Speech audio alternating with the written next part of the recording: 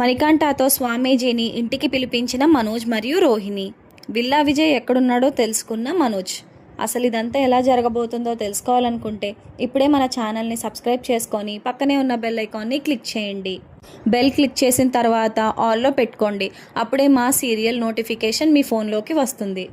మనోజ్ అంటాడు, ఎలాగైనా సరే పట్టుకోవాల్సింది రోహిణి, అనవసరంగా మిస్ చేసావు. ఇప్పుడు వాడిని ఎలా పట్టుకునేది అంటాడు. నేనేం చేయను మనోజ్, వాడు నా దగ్గర నుంచి తోసి పారిపోయాడు. ఎంత బలంగా ఉన్నాడో తెలుసా, పరిగెత్తుకుంటూ చాలా దూరం వెళ్ళిపోయాడు. నేను కూడా వెనకాలే ఎంతో కష్టంగా పరిగెత్తాను, కానీ నా వల్ల అవ్వలేదు. అయినా నువ్వు నన్ను అంటున్నావు, కానీ నువ్వు మిస్ చేయలేదా అని రివర్స్లో మనోజ్నే అంటుంది రోహిణి. అప్పుడు మనోజ్, అబ్బా ఏం చేయమంటావు, ఆ రోజు నాకు ఒక వ్యాన్ గుద్దేయడం వల్ల నేను కింద పడిపోయాను. ఆ తర్వాత తెలిసిందేగా ఏం చేశానో ఏమయ్యిందో. నేను కూడా సాయశక్తులా ప్రయత్నించాను. వాడు మళ్ళీ మిస్ అయిపోయాడు. వెధవ, అసలు వీడు ఇలా మిస్ అయిపోతున్నాడు. వాడు అదృష్టం చాలా బాగుంది. అయినా అలా ఎలాగా, ఏం చేస్తున్నాడు వాడు, ఎలా పట్టుకోవాలి వాడిని అని చెప్పేసి అనుకుంటూ ఉంటాడు మనోజ్. అప్పుడు రోహిణి, ప్లీజ్ మనోజ్, ఏం చేసినా సరే ముందుగానే తొందరగా చెయ్యాలి. వాడు పారిపోతాడేమో అని భయంగా ఉంది. మన డబ్బు వాడి దగ్గరే ఉండిపోయింది. వాడు విలాసవంతంగానే ఉన్నాడు. మనమే పిచ్చి వాళ్ళలాగా రోడ్ వంపడ వాడిని పరిగెత్తుకుంటూ తిరుగుతున్నాం. వాడు హ్యాపీగానే ఉన్నాడు. ఏం చేయాలో నాకు నిజంగానే పాలుపోవట్లేదు మనోజ్, నువ్వే ఏదో ఒకటి చేయాలి అని చెప్పేసి రోహిణి మనోజ్ని అడుగుతుంది. అప్పుడు మనోజ్, ఏదో ఒకటి చెయ్యాలి. ఒకవేళ ఎవరినైనా సహాయం అడగచ్చు కదా, బాగుంటుంది అని చెప్పేసి అంటాడు మనోజ్ రోహిణిని. అప్పుడు రోహిణి, నాకున్న ఏకైక ఫ్రెండ్ విద్య, నా బాధలన్నీ తెలుసు దానికి, అదేం చేయగలదు.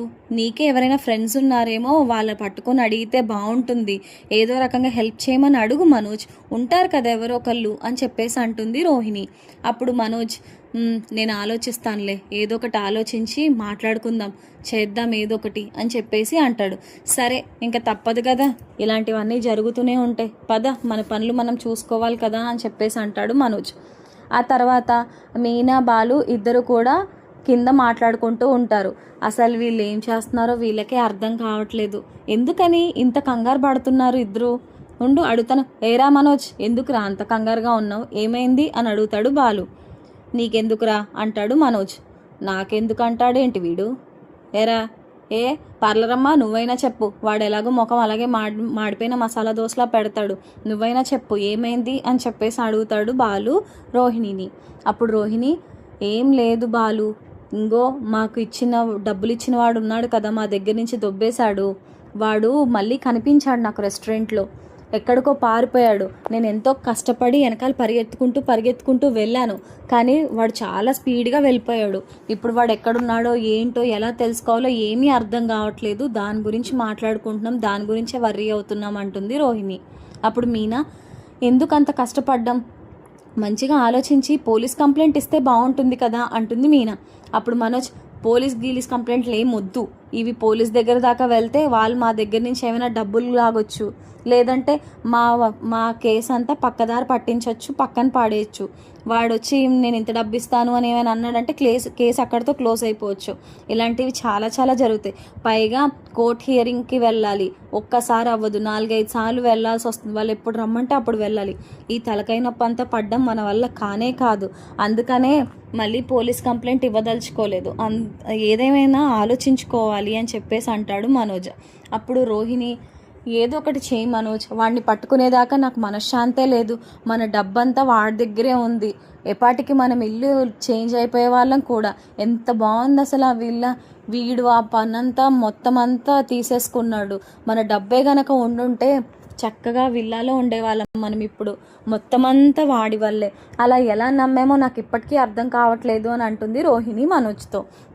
అప్పుడు బాలు, మీ ఇద్దరూ కంగారు పడింది చాలు, ముందు ఏం జరగాలో ఆలోచించండి అని చెప్పేసి అంటాడు. అదే పనిలో ఉన్నాం, నువ్వేం మాకు చెప్పక్కర్లేదు అంటాడు మనోజ్. అప్పుడు మనోజ్ రోహిణి ఇద్దరు అక్కడి నుండి వెళ్ళిపోతారు. అప్పుడు బాలు, మీనా, వీళ్ళకి అలాగ అవ్వాల్సిందే, వాడు విల్లావాడో లేదంటే ముంచేవాడో ఎవరికి తెలుసు అని చెప్పేసి ఆ మాత్రం తెలియదా వీళ్ళకి? వాడి ఫేస్ ఎలా ఉన్నాడో చూసాంగా, అసలు వాడు ఓనర్లా కనిపించలేదు నాకు. వీళ్ళకి ఆ మాత్రం కూడా తెలియలేకపోయింది, గొప్ప వాళ్ళేనే అని చెప్పేసి అంటాడు బాలు. అప్పుడు మీనా, మనకెందుకండి వాళ్ళ విషయాలు, వాళ్ళు ఏదోలా పడుతున్నారు, మన హెల్ప్ అడిగితే మనం చేస్తాము, మనం హెల్ప్ అడగలేదే మనకెందుకు చెప్పండి, మీరు దాని గురించి ఆలోచించకుండా పని చేసుకోండి అని చెప్పేసి అంటుంది మీనా. అలాగే పూలగంప అని చెప్పేసి అక్కడి నుండి వెళ్ళిపోతాడు బాలు. మీనా తన పని తను చేసుకుంటూ ఉంటుంది. ఒకవైపు రవి శృతి ఇద్దరు గొడవ పడిన తర్వాత, మన ఇద్దరం ఎప్పుడు ఇలా కలిసే ఉండాలి, మా మమ్మీ ఏదో చేసిందని చెప్పేసి నువ్వు ఎందుకు నా మీద పడుతున్నావు, నా మీద ఆ మాత్రం నమ్మకం లేదా చెప్పు రవి, ప్లీజ్ నువ్వు ఎప్పుడు నన్ను నెగిటివ్గా అనుకోకుండా ఉంటే అదే చాలు. తెలుసు కదా నేను ఎంత సెన్సిటివో, నువ్వు ప్రతి విషయం గురించి నన్ను అలా బాధ పెడుతుంటే నేనేం చేయాలి చెప్పు, నేను ఫస్ట్ ప్రయారిటీ నీకే ఇస్తాను. సో నువ్వు నన్ను బాగా అర్థం చేసుకుంటే అంతకు మించి నాకు ఏది అవసరం లేదు రవి, అర్థం చేసుకో. మా మమ్మీ తెచ్చినిచ్చిన డబ్బులతో నేను ఏం చేయను చెప్పు, నీతోతో నువ్వు మాట్లాడొచ్చు కదా, మా శృతి అలాంటిది కాదు అని వెంటనే ఆర్గ్యూ చేయొచ్చు కదా, చేయడం మానేసి సరే నువ్వే చేసావని నన్ను ఎలా అంటావు నువ్వు అని చెప్పేసి అంటుంది శృతి రవితో. అప్పుడు రవి, సారీ శృతి, ఏం మానుకోకు, నాకు బ్రెయిన్ సరిగా బాగాలేదు, అస్సలు బాగాలేదు. ఇవన్నీ ఆలోచనలు వినిన తర్వాత ఆ నీతో ఏమో నన్ను తిడుతుంది, ఇంక ఇవన్నిటి కోపం నీ మీద చూపించేశాను, ఇంకెప్పుడు నేను నన్ను సారీ శృతి అని చెప్పేసి అంటాడు రవి. ఏం పర్వాలేదులే, ఇలాంటివన్నీ కామనే కదా, పద మనం రెస్టారెంట్కి వెళ్ళి కొంచెం నీతితో మాట్లాడాలి అని చెప్పేసి అంటుంది శృతి. ఒకవైపు మనోజ్ అలాగే రోహిణి ఆలోచిస్తూ ఉంటారు ఏం చెయ్యాలి అని. అయితే ఏం చేస్తే బాగుంటుందంటావు రోహిణి అని చెప్పేసి అడుగుతాడు మనోజ్. అప్పుడు రోహిణి, నేను ఆల్రెడీ చెప్పేశాను కదా మనోజ్, నాకైతే ఎవరు తెలిసిన వాళ్ళు లేరు, నాకు విద్య తప్ప ఎవరూ పెద్ద తెలియదు, నీకే ఏమైనా తెలిసిన వాళ్ళు ఉంటే వాళ్ళకి కాల్ చేసి అడుగు ఏదో ఒకటి అని చెప్పేసి అనగానే మనోజ్కి టక్కున మణికంఠ గుర్తొస్తాడు. అప్పుడు నాకు తెలిసిన ఒక ఫ్రెండ్ ఉన్నాడు, నేను వాడినే హెల్ప్ అడుగుతానని చెప్పేసి మణికంఠకి ఫోన్ చేస్తాడు మనోజ్. మణికంఠకి ఫోన్ చేసిన తర్వాత, రే నాకు నీ హెల్ప్ కావాలరా అని చెప్పేసి అంటాడు. అదేంట్రా ఫోన్ చేసిన వెంటనే హెల్ప్ అంటున్నావు, ఏమైంది అని అడుగుతాడు మణికంఠ. అప్పుడు మనోజ్, ఏం లేదురా, మేము ఒకడికి డబ్బులు ఇచ్చాము, 40 లక్షలు ఇచ్చాము విల్లా కొనుక్కుందామని, ఇంతకీ వాడు విల్లా ఓనర్ కాదు, అక్కడ పనిచేసే అతను నా డబ్బు అంతా తీసుకొని ఎక్కడికో పారిపోయాడురా, 2 సార్లు ప్రయత్నించాం కానీ 2 సార్లు కూడా మిస్ అయ్యాడురా వాడు, ఎలాగైనా సరే వాడిని పట్టుకోవాలి, నీకు తెలిసిన వాళ్ళు ఎవరైనా ఉన్నారా అని చెప్పేసి అడుగుతాడు. రే నీకు మంచి టైంకి ఫోన్ చేసావురా నువ్వు, నాకు తెలిసిన ఒక స్వామీజీ ఉన్నాడు, అతను ఎక్కడ ఏది ఉందో ఏం జరుగుతుందో అన్నీ టక్కున చెప్పేస్తాడు, నేను అతన్ని తీసుకొస్తాను, మీరు కూడా ఓకే అయితేనే, మీకు ఓకే కాబట్టి ఏం ప్రాబ్లం లేదని అనుకుంటున్నాను, ఒకసారి మీ ఒపీనియన్ ఏంటో ఇద్దరు మాట్లాడుకొని చెప్పండి అంటాడు మణికంఠ.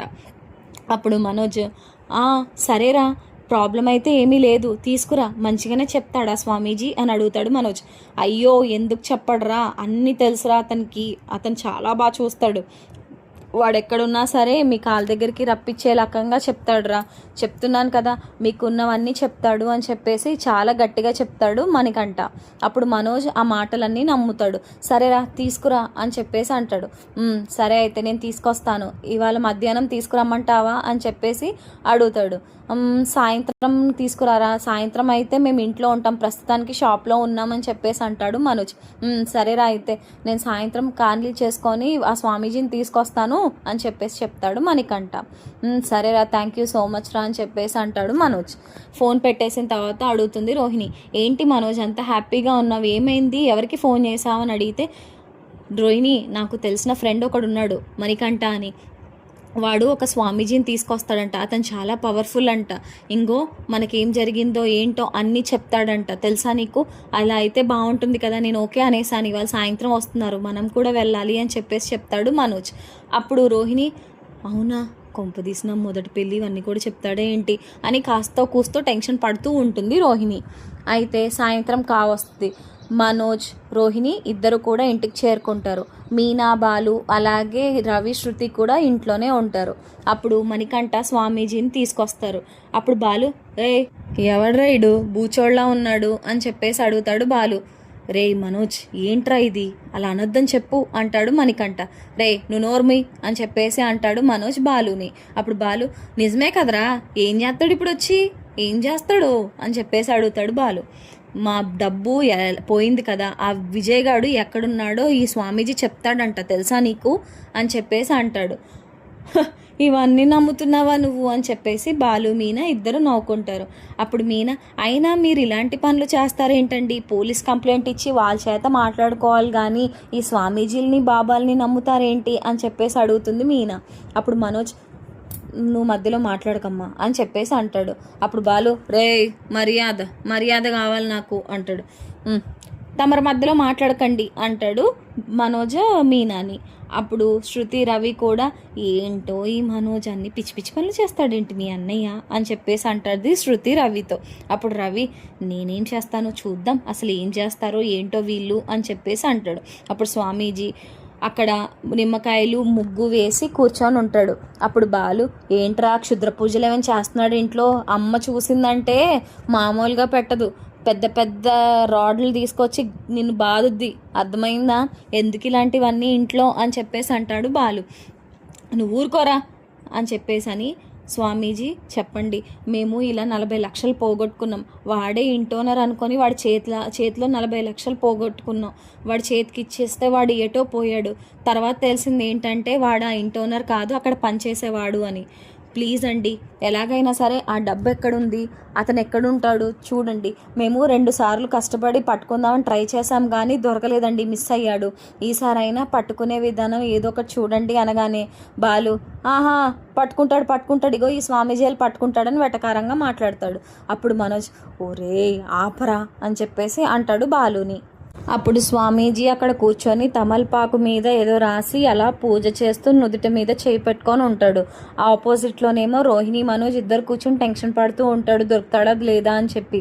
అప్పుడు శృతి అడుగుతుంది, రవి ఇదంతా నిజమే అంటావా, అతను నిజంగానే మ్యాజికల్ పవర్స్ ఏమైనా ఉన్నాయా అని చెప్పేసి అడుగుతుంది. అప్పుడు రవి, నాకేం తెలుసు శృతి, చూద్దాం అసలు ఏం చేస్తాడో, మనకు ఒక ఎంటర్టైన్మెంట్ కింద ఉంటుంది కదా అని చెప్పేసి అంటాడు. అప్పుడు శృతి అంటుంది, అవును మీకు ఇంకో విషయం చెప్పాలి, మా అమ్మది కూడా చైన్ పోయిందంట, దాని గురించి కూడా ఏమైనా చెప్తాడేమో, అడుగుతారా అని చెప్పేసి మణికంఠని అడుగుతుంది శృతి. అప్పుడు మనోజ్, ముందు మా డబ్బు, ఆ తర్వాతే నీ గురించి, అర్థమైందా అని అంటాడు. అతను ఏవేవో పూజలు చేస్తూ ఉంటాడు. అప్పుడు బాలు ఏమో ఏం చేస్తున్నాడా అన్నట్టు ఆశ్చర్యంగా చూస్తాడు. బాలు అంటాడు, బాబు స్వామీజీ ఇందాకడి నుంచి చూస్తున్నాను, కిల్లీకేసుకున్నట్టు తమలపాకు మీద నల్లటి కాటుక పాముతూనే ఉన్నారు, ఎంతసేపు అని చెప్పేసి అంటాడు బాలు. అప్పుడు స్వామీజీ, ఇదంతా నేను చేస్తున్నదంతా అదొక పూజ, అది నీకు తెలియదు కాబట్టి నువ్వు కామ్గా కూర్చో అని చెప్పేసి అంటాడు. అప్పుడు బాలు, అసలు ఇతను స్వామీజీయేనా అని అంటాడు. అప్పుడు మణికంఠ, ప్లీజ్ మీరు ఆపండి, ఇందాకడి నుంచి చూస్తున్నాను ఎక్కువగా మాట్లాడుతున్నారు, ఎందుకని ఇంతలా మాట్లాడుతున్నారు, ఇలాంటి పిచ్చి మాటలు మాట్లాడకండి, ఆయన నిజంగానే గొప్ప స్వామీజీ, ఆయన వంతు ప్రయత్నం ఆయన చేస్తున్నారు కదా, ఎందుకని తక్కువ చేసి మాట్లాడడం, ప్లీజ్ మీరు సైలెంట్గా ఉండండి, ఇదేం కేబుల్ కనెక్షన్ కాదు కదా, ఈ కనెక్షన్ ఆ కనెక్షన్ రెండు కలిపేస్తే టీవీ ఆన్ అయిపోవడానికి కొంచెం కొన్ని మంత్రాలు తంత్రాలు అంటూ ఉంటాయి, కొంచెం టైం పడుతుంది, కాబట్టి మీరు అలా కంగారు పడకండి అని చెప్పేసి అంటాడు మణికంఠ. అతను చేసిన దానికి శృతి ఏమో ఎంతో ఎక్సైట్మెంట్తో దగ్గరికి వెళ్ళబోతూ ఉంటుంది. అప్పుడు రవి లాగి, శృతి ఏంటే అని చెప్పేసి అంటాడు. ఏం లేదు, ఎక్సైట్మెంట్ రా అని చెప్పేసి అంటుంది శృతి. ఆ తమలపాకుని తన ముఖం ముందు పెట్టుకొని దానికి రాసిన నల్లటి కాటిక చూస్తూ మనోజ్ వైపు చూసి, అవును తమ్ముడు, మీరు చేసింది ఏమైనా ఇప్పుడు చెప్పాలంటే, అసలు జరిగింది ఏదైనా చెప్పాలంటే ముందు నాకు డబ్బులు ఇక్కడ పెట్టు అని చెప్పేసి అంటాడు. అప్పుడు బాలు, మీనా చెప్పానా నేను, ఈ దొంగ స్వాములు తెలుసా, చూడు డబ్బు కోసం చూసావా ఎలా అడుగుతున్నాడో సిగ్గు లేకుండా అని చెప్పేసి అంటాడు బాలు మీనాతో. అప్పుడు మీనా, అది కూడా నిజమే కదండి, సరే మనకెందుకు, చూద్దాం ఏం జరుగుతుందో అని చెప్పేసి అంటుంది మీనా బాలుతో. రవి శృతి ఇద్దరు ముఖం చూసుకుంటూ ఉంటారు. ఆ డబ్బులు అడగగానే ఆ స్వామీజీ మనోజ్ తన జోబులో ఉన్న 3,000 తీసి మొత్తం కౌంట్ చేసి ఆ నిమ్మకాయ దగ్గర పెడతాడు. అందరూ కూడా చాలా ఇంట్రెస్టింగ్గా అసలు స్వామీజీ ఏం చేస్తున్నాడో అనేది చూస్తూ ఉంటారు, అసలు ఏం చెప్తారనేది చూస్తూ ఉంటారు. అయితే రవి శృతి అలాగే బాలు మీనా అందరూ కూడా చాలా ఇంట్రెస్టింగ్గా స్వామి వైపు చాలా సీరియస్గా చూస్తారు, అసలు ఏం చెప్పేస్తాడా అని. అప్పుడు మనోజ్ స్వామీజీ కొంచెం దగ్గరకంటా వెళ్ళి, స్వామీజీ మీకేమైనా తెలిస్తే అందరికంటే ముందు నాకు చెప్పండి, నేను వింటాను అని చెప్పేసి అంటాడు మనోజ్. అప్పుడు బాలు అడుగుతాడు, అవును, అయినా నువ్వు మా వాడి ఫ్రెండ్వి కదా, నీ పేరేంటి అని అడిగితే నా పేరు మణికంఠ అంటాడు. అవును మణికంఠ, ఇంతకీ అతను మంచి ఫేమస్ స్వామీజీ అని చెప్పేసి చెప్తున్నావు, ఇంతకు ముందు ఏమైనా జరిగాయా అని అడుగుతాడు బాలు. ఇంతకు ముందు జరగడం ఏంటి, మా ఫ్రెండ్ వాళ్ళ ఇంట్లో డబ్బు ఇలాగే పోతే ఈ స్వామీజీ వల్ల వాళ్ళ డబ్బులు ఎలాగైనా సరే కనుక్కోగలిగారు, వాళ్ళ డబ్బు వాళ్ళకి వచ్చింది, అందుకే నేను ఇక్కడ తీసుకొచ్చాను అని చెప్పేసి అంటాడు ఆ మణికంఠ. అప్పుడు బాలు, ఓహో, ఆహా, సరే సరే సరే, చూద్దాం, మా మనోజ్ గారి డబ్బులు కూడా వస్తే బాగానే ఉంటుంది అని చెప్పేసి అంటాడు బాలు. అప్పుడు శృతి రవితో అంటుంది, అదేంటి రవి, ఎంతసేపు చూస్తాడు ఆ ఆకుని, అది కేవలం తమలపాకే కదా, దాంట్లో కాటికేసి రుద్దాడు, దాన్ని ఎందుకని అంతసేపు చూస్తున్నాడు అని చెప్పేసి అడుగుతుంది. అప్పుడు రవి, ఏమో, ఫోకస్ అంతా దాని మీద పెట్టి ఏం చెప్తాడో నాకేం తెలుసు శృతి అని అడుగుతాడు రవి. అప్పుడు స్వామీజీ చెప్తాడు, ఏమైంది అని చెప్పేసి ఆలోచిస్తున్నావు కదా అని చెప్పేసి. అప్పుడు మనోజ్, ఏమైంది, ఏమైనా తెలిసిందా అని అనగానే అప్పుడు స్వామీజీ, వాడు వేరే ఊరు పారిపోయాడు అని చెప్పేసి అంటాడు. అదేంటండి, అదేం మాట్లాడుతున్నారు, ఊరు పారిపోతే ఇప్పుడు ఎక్కడికి వెళ్ళాలి నేను అనగానే రవి శృతి నవ్వుతారు, అలాగే మీనా బాలు కూడా నవ్వుతూ ఉంటారు. మీకేమైనా తెలుసుంటే చెప్పండి, మీకేమైనా సిగ్నల్స్ వస్తే చెప్పండి అని చెప్పేసి అంటాడు మనోజ్. అప్పుడు రవి, రే, ఇదేమైనా సెల్ ఫోన్ టవర్ అని సిగ్నల్స్ రావడానికి, అలా ఎలా వచ్చేస్తుందిరా అని చెప్పేసి అంటే మనోజ్, నువ్వు నోర్మీరా అని చెప్పేసి అంటాడు రవిని. అందరూ నవ్వుతూ ఉంటే రోహిణి అంటుంది, ఎందుకు ఇప్పుడు మీరు అంతా నవ్వుతున్నారు అని చెప్పేసి అంటుంది. మరి లేకపోతే ఈయన చెప్పేది అసలు ఏమైనా సెన్స్ ఉందా, ఎవడైనా నమ్ముతాడా అని చెప్పేసి అంటుంది శృతి. అప్పుడు బాలు, అదే కదమ్మా నేను చెప్పేది, డబ్బుడమ్మా, ఏదో చేస్తున్నాడు వీడో మంత్రగాడు తప్ప స్వామీజీలా ఏం కనిపించట్లేదు అని చెప్పేసి అందరూ నవ్వుతే అప్పుడు మణికంఠ, నాకు చాలా కోపంగా ఉంది, నన్ను వీళ్ళు అవమానించారు, నేను అసలు ఊరుకోలేను అని చెప్పేసి అంటాడు స్వామీజీ. వీళ్ళు కాశీకి వెళ్ళినా వీళ్ళ డబ్బు అయితే రాబట్టలేరు, ఇంకా వేస్ట్, అయినా నాకు ఇది చాలా అవమానంగా ఉంది, ఏదో ఒకలా చేసుకుంటారని ఆ నిమ్మకాయలు అలాగే డబ్బు కూడా తన సంచిలో పెట్టేసుకుని అక్కడ నుండి వెళ్ళిపోతాడు స్వామీజీ. అప్పుడు మణికంఠ, ఒరే ఏంట్రా మనోజ్ ఇదంతా, ఛీ అని చెప్పేసి స్వామీజీ అంటూ స్వామీజీ వెనకాలే వెళ్ళిపోతాడు మణికంఠ కూడా. అప్పుడు మనోజ్ అంటాడు, ఏంట్రా మీరంతా చేసిన పని, స్వామీజీని అంత బాధపడ్డం అవసరమా, ఆయన ఎంత బాధపడి వెళ్ళిపోయి ఉంటాడు, కరెక్ట్గా చెప్తున్నాడు అనే టైంకి మీరంతా చెడగొట్టేశారు, ఇప్పుడు నేను ఏం చెయ్యాలి, నా బుర్ర బద్దలైపోతుంది, మీకు కూడా మీ డబ్బు పోతే ఎంత బాధగా ఉంటుందో అప్పుడు తెలుస్తుంది నా బాధ మీకు అని చెప్పేసి అంటాడు మనోజ్. అప్పుడు బాలు, ఒరే పిచ్చోడా, వాడిని నువ్వు అసలు ఎలా నమ్మావు, అసలు వాడు స్వామీజీయే కాదురా, వాడెవడో మాయల్ ఫకీర్లా ఉన్నాడు, నువ్వు ఎందుకని ఇలాంటి పిచ్చి పనులన్నీ చేస్తావు అని చెప్పేసి అంటాడు బాలు.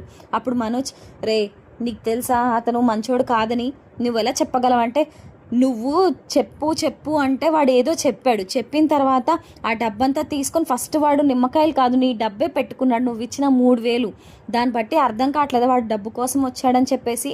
అయినా సరే అలా ఎలా నమ్మేస్తారా స్వామీజీల్ని, బుర్ర పనిచేయట్లేదా మీకు అని అనగానే శృతి అందుకుంటుంది, అవును బాలు, నువ్వు కరెక్ట్గా చెప్పావు, అయినా మీరేంటండి అసలు కనీసం సెన్స్ లేదా మీకు, వాడిని చూస్తేనే పెద్ద మాయలోళ్ళ ఉన్నాడు, వాడిని ఎలా నమ్మారు అసలు మీరు, వాడు చూడండి, పోనీ నేనేం చెప్పలేదు కదా మీ డబ్బు మీరు తీసేసుకోండి అని కూడా ఏమీ అనలేదు, చక్కగా మీరు ఇచ్చిన 3,000 ఫస్ట్ సంచిలో వేసేసుకుని వెళ్ళిపోయాడు, వాడికి ఏమీ తెలీదు, డబ్బులు బాగా పోగేయడం మాత్రం తెలుసు, అది క్లియర్గా అర్థమైపోతుంది అనగానే మీనా కూడా, అవునండి నిజంగానే కరెక్ట్గా చెప్పింది శృతి, అలాగే మా ఆయన బాలు కూడా, వాడేదో తేడాగా ఉన్నాడు, వాడు కావాలనే ఇదంతా చేశాడు, ఆ డబ్బు కోసమే వచ్చాడు, చక్కగా డబ్బు దొరికింది వెళ్ళిపోయాడు, అందులో తప్పేముందండి, అది కరెక్టే కదా, ఇంకా చెప్పాలంటే ఇంకా ఎక్కువ డబ్బులు వేస్ట్ చేసుకోలేదు మీరు, ఆ 3,000తో పోయింది, ఇక్కడున్నాడు అక్కడున్నాడు రేపు చెప్తాను రేపు ఇంత డబ్బు ఇవ్వు అని చెప్పేసి ఎంతోమంది ఎంతో మోసం చేస్తున్నారు స్వామీజీలు, అలా మీకు అవ్వలేదు కాబట్టి సంతోషించండి అని చెప్పేసి అంటుంది మీనా.